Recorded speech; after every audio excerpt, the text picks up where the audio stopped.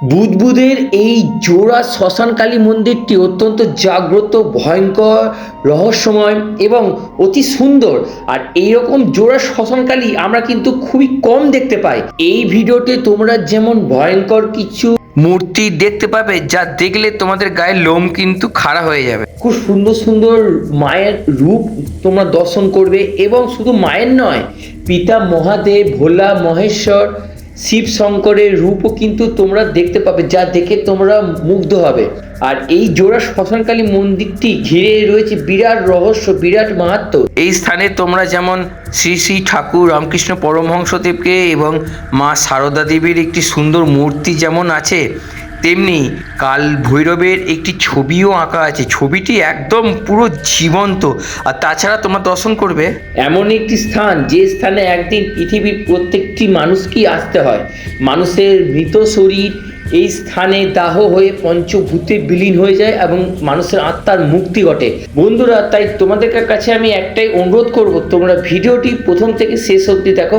আশা করি এরকম ভিডিও তোমরা কিন্তু আগে কোনোদিন দেখোনি।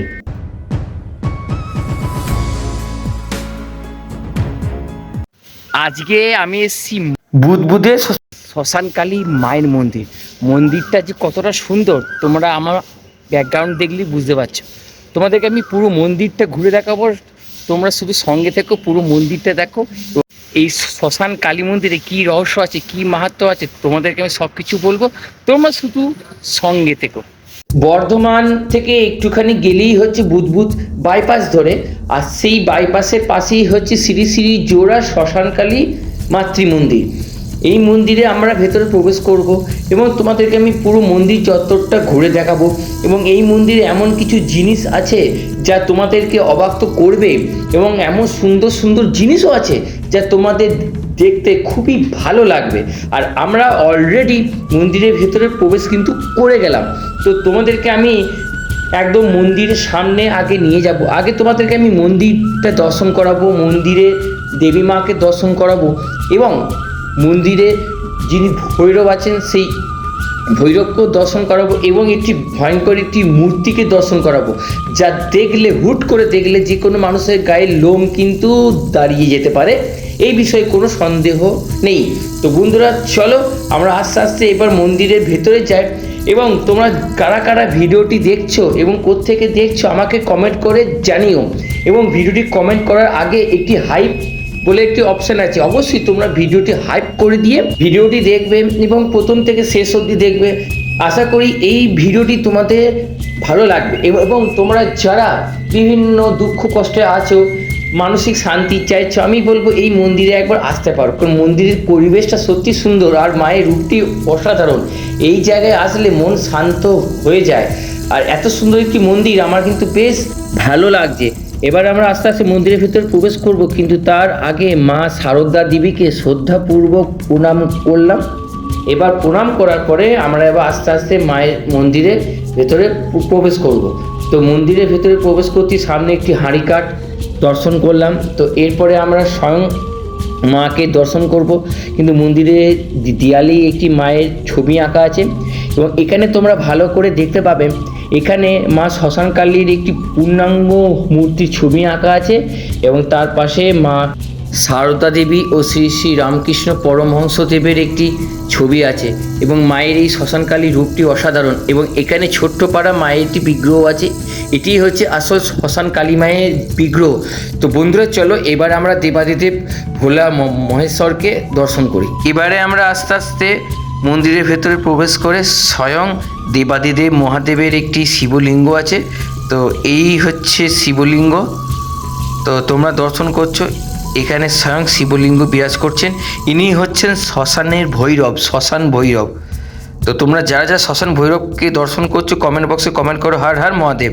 আর এখানে মহাদেবের একটি ছবি আঁকা আছে, যেখানে উনি স্বয়ং সতীকে কাঁধে করে নিয়ে সেই নৃত্য করেছিলেন, সেই দৃশ্যটিকে ফুটিয়ে তোলা হয়েছে। আর এবারে আমি তোমাদেরকে দর্শন করাবো মায়ের পরম সন্তান, মায়ের শ্রেষ্ঠ ভক্তের মধ্যে অন্যতম একজন দিব্য মহাত্মা, দিব্য পুরুষ শ্রী শ্রী রামকৃষ্ণ পরমহংসদেব। তো চলো আমরা শ্রী শ্রী রামকৃষ্ণ পরমহংসদেবকে দর্শন করে শ্রদ্ধাপূর্বক এবং ভক্তি ভরে প্রণাম করলাম। তো এবার আমরা মন্দিরের বাকি অংশটুকু ঘুরে দেখব। এরপরে তোমরা এমন কিছু ভয়ঙ্কর দৃশ্য দেখতে চলেছ যা তোমাদের দেখলে কিন্তু গায়ের লোম দাঁড়িয়ে যাবে, এবং হুট করে দেখলে বিশেষ করে গায়ের লোম কিন্তু দাঁড়িয়ে যাবে। কিন্তু ভালো করে দেখলে অতটা ভয় না লাগলেও কিন্তু হুট করে দেখলে, আবারও বলছি, হুট করে দেখলে কিন্তু একটু ভয় লাগবেই। তো এবারে আমি তোমাদের একটি সাধনা স্থলে নিয়ে যাব, যে স্থানে একজন সাধক সাধনা করেছিলেন। তো বন্ধুরা চলো সেই স্থানে যাওয়া যাক। তো বন্ধুরা এখানে একটি বিগ্রহ দেখতে পাচ্ছ। ইয়েস, এটি হচ্ছে ভূতের বিগ্রহ। ইয়েস, মানে মূর্তি আর কি। তো আমি এনাদেরকে সম্মান করেই বললাম একটি ভূতের বিগ্রহ। আর একটি বট গাছের তো তলাতে আমি তোমাদেরকে নিয়ে যাব। আমি যাব মানে তোমরা ভিডিওর মাধ্যমে আর কি যাবে আমার সঙ্গে সেই বট গাছে তলাতে। তো চলো বন্ধুরা আস্তে আস্তে যাওয়া যাক। তো এটি একটি সাধন ক্ষেত্র, তোমাদেরকে আবারও বলছি এটি একটি সাধন ক্ষেত্র। এখানে একটি ত্রিশূল রাখা আছে, তার মানে এখানে কোনো ভক্ত, মায়ের ভক্ত কোনো না কোনো সময় এখানে বসে সাধনা অবশ্যই করেছেন। তো সেই জন্যই আমি বললাম যে এটি একটি সাধন ক্ষেত্র। তো বন্ধুরা চলো এরপরে আমি তোমাদেরকে মন্দিরে বা এই শ্মশানের বাকি অংশটুকু দর্শন করাই, তোমরা সঙ্গে থেকো। তো বন্ধুরা চলো আস্তে আস্তে যাওয়া যাক। তো এখানে একটি তুলসী মন্দির আছে, আর তুলসী মন্দিরের সামনে একটি সুন্দর একটি আটচালা আছে। তো তোমরা দেখতে পাচ্ছ এটি একটি বিরাট বড় আটচালা। তো এবারে ওই সামনে যে রাস্তাটি, ওই কাঁচা রাস্তা ধরে আমরা শ্মশানে মেন জায়গাতে প্রবেশ করব। কিন্তু তার আগে কিছু জিনিস আমি তোমাদেরকে দেখাই। এবার আমি তোমাদের শ্মশানের বাকি অংশটুকু দর্শন করাবো। আর সত্যি কথা বলতে গেলে শ্মশান একটি পবিত্র স্থান, আর এখানে একটি বেদি আমরা লক্ষ্য করছি, যে বেদিতে লেখা আছে অমৃত লোকবাসী স্বজন স্মৃতির বেদি। এটি হচ্ছে সেই বেদি। আর এখানে জলাশয়ের পাশে অনেক রকমের মালসা রাখা আছে, ভাঙা মালসা। এবার মালসাগুলো কেন রাখা আছে তোমরা সবাই জানো।